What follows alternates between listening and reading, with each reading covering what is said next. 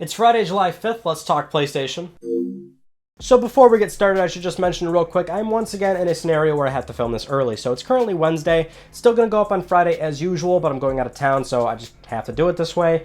And if I miss anything major, that's why. But we do still have a lot of news stories to cover, and we'll start with our PlayStation Plus Instant Game Collection reminder, because something happened. We're no longer getting PES 2019. Sony swapped it out last minute for Quantic Dream's Detroit Become Human, a much better choice. Now, we don't know why this happened. It's all speculative at this point, whether that's Sony responding to the backlash, and there was a lot of backlash this time around, or if it was a falling out with Konami, or Konami dealing with Liverpool right now. I think there's some restructuring, or one of their deals are ended or something like that. So maybe it was something there, who knows exactly, but I think Detroit's much better. It's a AAA game, it's a recent release that people thoroughly seem to enjoy, and it didn't sell that much to the point where a lot of people really have the game. It's funny because Sony swaps out these games and now people are coming out of the woodwork saying, oh man, I wanted PES. You can't please everybody. I think it's fair to say, though, that for every one person that wanted PES, there's probably 20 or 30 that are much happier with Detroit. And then the other game is still Horizon Chase Turbo, so let's just keep that in mind.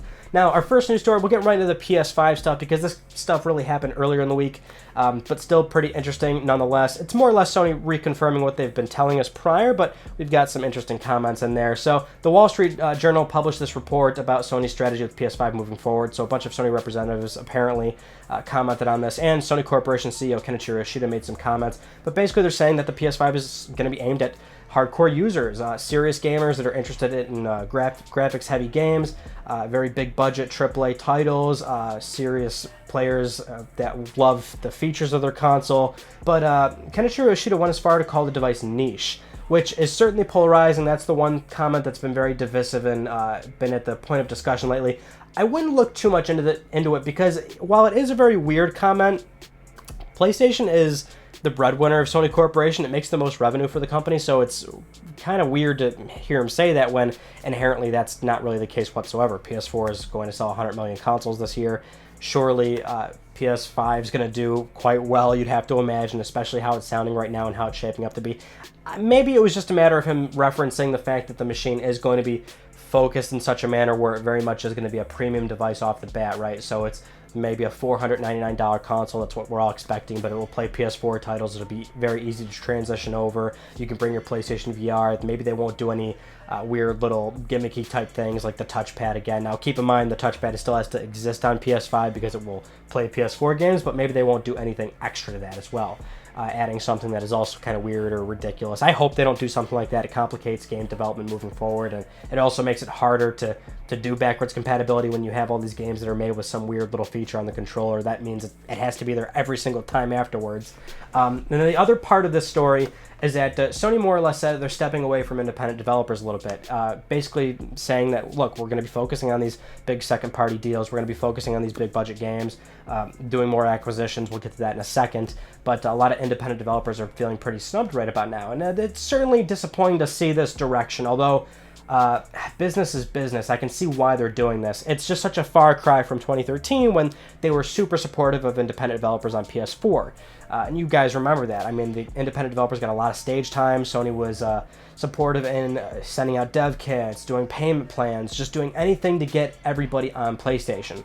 And as great as that was at the time, I can still remember this just like it was yesterday, but anytime Sony would talk about indies, you'd see comments and people left and right going, I don't care about indies, I don't care about these games, this and that. And yes, it's great. We love independent games. I love them. Honestly, I play just as much of those now as some of the big budget games of today. Certainly they're very important. It's just what I said, business is business. I think this is what Sony's unfortunately doing, which is that they want to get out of the gate right away with PlayStation 5, and that is what really sells it. To be honest, what this makes me think of is a long time ago where Insomniac Games posted a blog about explaining how frames per second doesn't matter in terms of sales, and what they basically were saying is, as much as people love a solid 60 frames per second, it never correlates to sales. That's why developers chase things like resolution, they chase graphical fidelity, they chase making the games look as beautiful as possible, and doing something that's crazy and very market heavy. That's just the world we live in. There's still a vast majority of people that want these big, beautiful looking games like the next God of War, the next Last of Us, and that's what Sony's going to double down on going into PS5 so they can just, you know, sell a bunch of units right out the gate. I think that's really what they're referring to. But it is unfortunate that the resources are limited, and they are more or less saying, look, you're probably going to develop on PlayStation anyway, which is what they said.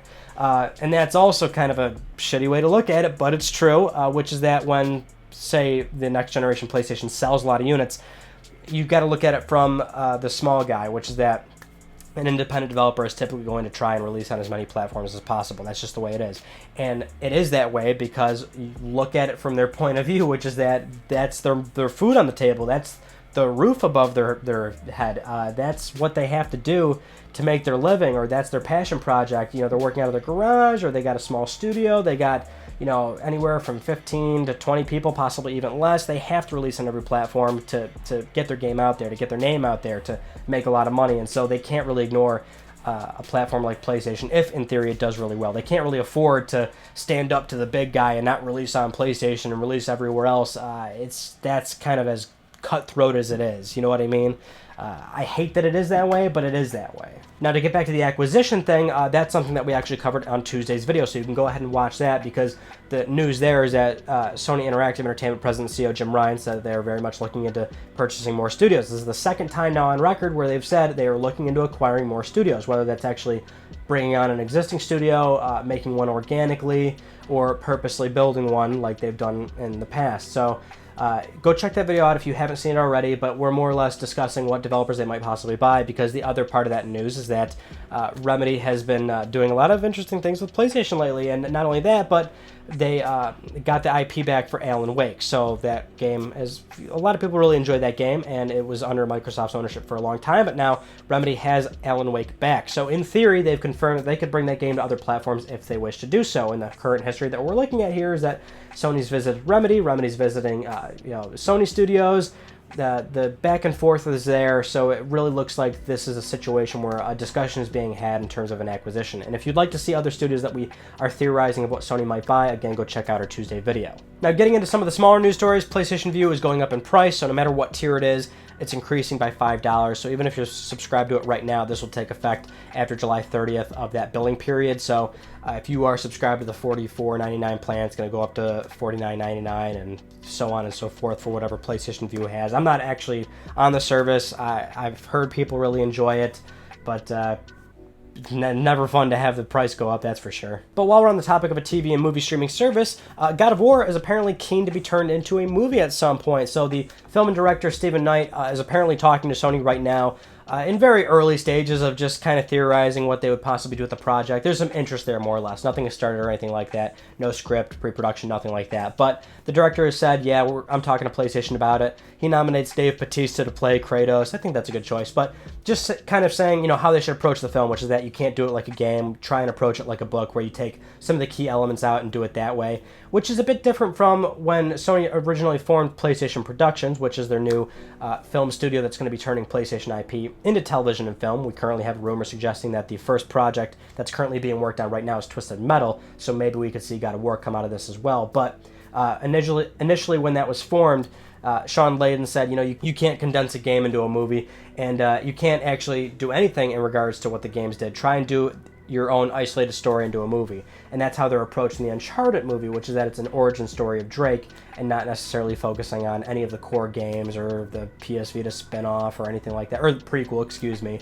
But so it's kind of the same thing, but he's still more or less saying, well, we cherry pick certain moments out of the game like a book when you do a movie based on a book. But keep that in mind that God of War at some point is maybe going to get adapted into a film. Now, if you're a Gran Turismo fan, then listen up. This news story is for you. The series creator, Kazunori Yamauchi, has said that he hopes the next entry in the franchise will be a more complete version, referencing the past, present, future, saying that he wants all that to be culminated into one complete version, which sounds awesome. Now, he didn't get into details about that, saying he didn't make any promises like, every car and track and mode will be in the game or anything like that, because that's the thing with franchise games, is that whether you're 3, 4, 5 games deep, you know that things get added and then they get removed over and over again. There's no one game that has everything, which we would all love. It kind of makes me think of the current Pokemon controversy that's going on right now, if you're familiar with that. But that's what comes to mind when he says that, is that, we hope that it has everything from previous games. We want it to be a complete version. So that sounds good. I think it bodes well for what might be coming soon. I think Kazunori knows that the last 2 entries of the game have been pretty disappointing to a lot of hardcore fans of that franchise. So I think they're really focusing on redeeming themselves. And on PlayStation 5, hopefully they can make that happen. Moving on to PlayStation VR, it looks like Sony is still very committed to the virtual reality space, which is great news, because during an interview with Edge Magazine for August 2019, the SIE London head of VR product development, Stuart White, said that he was having dinner with Shuhei Yoshida and Sean Layden, and he was quoted as saying, "A few months ago, I went out for dinner with Shuhei and Sean Layden, and Sean was talking about historically Sony would place bets on things. I'm not going to name those things because I don't want it to be specific. It's like you've got £1,000 in your pocket, you walk up to a roulette table, you put your money on the table, you win or you lose. You lose, you're like, this isn't going to work, and you walk away.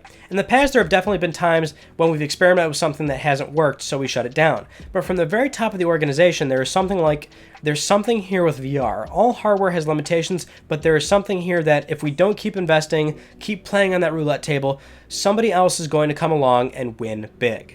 I absolutely love this quote because it's just so candid and it's just so real. You know what I mean? Like, this isn't your typical PR environment, like a trade show or anything like this. This is just dinner.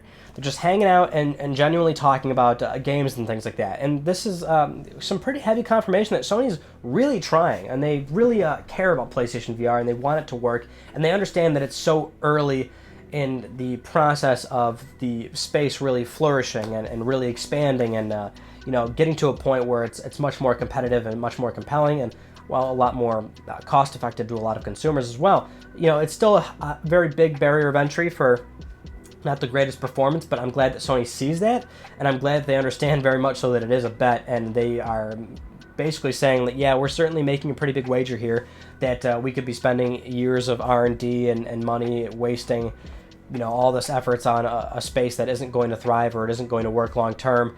I like that. They got in really early, and so that's what they're getting at, is that, look, we got to keep doing this. Even though even though it may not be making a whole lot of sense right now, we're the VR market leaders. We've got a lot of PlayStation VR units out there. We got a lot of games. We got a lot of developer support. Let's keep at this because there's got to be something more to it. And if we don't do it, somebody else is gonna. So we'll do this one real quick because I just found it pretty fascinating. But speaking of Games Radar, a designer from Crash Team Racing back in 1999, Daniel Array, he said that how Crash Team Racing more or less came about was that, well, Sony wanted another Crash Bandicoot, but Naughty Dog didn't want to do another entry in that franchise. After they wrapped up Warped, they were just kind of like, well, let's do something different. But they had this universe already built, they had all these assets made, but they still had some certain things that they wanted to toy around with and experiment a little bit, so that's how they met in the middle, was making a Crash Team Racing game. So inherently it's a different game, but you're still able to use a lot of those assets in that universe, and Sony still got another Crash game, quote-unquote, because it was the Crash franchise, just a racing title, more or less. I like that one a lot. That's pretty interesting, and I could see how that certainly came about. And I definitely had to include this because we finally have somebody that's very prominent in the games industry who is a voice of reason and is being realistic. So Square Enix Yosuke Matsuda said he doesn't think streaming's really going to catch on that quickly. So he was quoted as saying, "For people who are already playing games on consoles or PCs, I think it will be unlikely for them to suddenly switch over to the cloud streaming environment. I say that because consoles and the PCs right now offer a very stable and great environment in which to play games. So for that reason, with the services that are just launching and there being a lack of clarity on what gameplay experience is going to be like, I just think it's unlikely that these people are suddenly going to switch over to the cloud." Thank you, Yosuke Matsuda. I'm just glad that somebody of a very high-ranking individual at a major publisher and developer is finally saying this, where they're just being like, well, do you really expect people to just suddenly go over to this new emerging technology? And the thing is, it has to be like that. I mean, I understand why every console manufacturer is vying to do a streaming service, and you got a major tech company coming in and doing it, because when it's emerging tech, somebody has to be there first, somebody has to do it right first, and somebody has to trudge their way through that mud of the service not really doing that well, or whatever it is, right? Whatever company, whatever service they're trying to provide, if it's their first to market, usually it's not a hit right away. There's a couple of years where it's slow, steady, until it starts to catch on a little bit and it gains a little bit of traction. But it's just funny to see everybody racing in now, and it's been such a heavy part of games discussion lately, is cloud gaming this, cloud gaming that, and finally you just have somebody from Square Enix just saying, like, look, you really expect people to just suddenly go over? It's not going to happen like that. I do appreciate that Sony's being more realistic about it and saying that it does have to be transitional. You have to offer it as an additional thing. That is something that Sony's been saying. Microsoft really gets that as well. That's why they're still shipping a traditional Xbox console and you know, they're doing a number of initiatives with Xbox Play Anywhere and xCloud, and you know, streaming games that you currently own for free and things like that. Like, they understand that as well. And then, you know, you got Google going all in with Stadia, and they're just doing that right off the jump and trying to have the accessibility with putting it on YouTube videos and things like that. I just really enjoy the fact that out of all this streaming stuff going around, we have somebody that's a bit more grounded in their stance to the brand new technology. Now, getting into Let's Talk Plus, the weekly Let's Talk PlayStation giveaway, where one of you could win a $10 PSN code, I would like to congratulate Costas Trianta. You have won a $10 PSN code. I'll be contacting you very soon via email or Twitter, and if you would like to win a code, it's so simple. You can follow that link down below. We do this every single week on the show. Supporting the channel a number of ways can gain you an entry, and the winner will be announced next week. Those are all the news stories I want to talk about with you guys from this past week. Now, like I said, our Tuesday video was about what developers Sony might possibly buy, because they have said twice now they do want to buy more developers. They're definitely looking into this, but instead of just saying, oh, they should buy Insomniac, they should buy so-and-so, let's really discuss who's reasonable, what makes sense, and what developers really fit the bill for Sony's worldwide studios. And we get more in depth about the possibility of them buying Remedy and their strategy moving forward. So again, if you want to get into that discussion and you haven't seen it yet, go check that video out. Now, our upcoming Tuesday video, we're going back to the random eBay unboxings. I know you guys really missed those. You really enjoyed the PS3 one, the 200 completely random games one, regardless of platform. And then what else do we do? Oh, we did some PS4 accessories. You guys really enjoyed that. So what we've got is some random Japanese games, and they're so random that we even fire some of them up and play them too, which is pretty cool. So definitely keep your eyes peeled for that. That's coming Tuesday. Other than that, though, that's pretty much it. That concludes this week's episode of Let's Talk PlayStation. I'm Ryan Becker. Thank you all so much for talking with me, and I will see you all next Friday.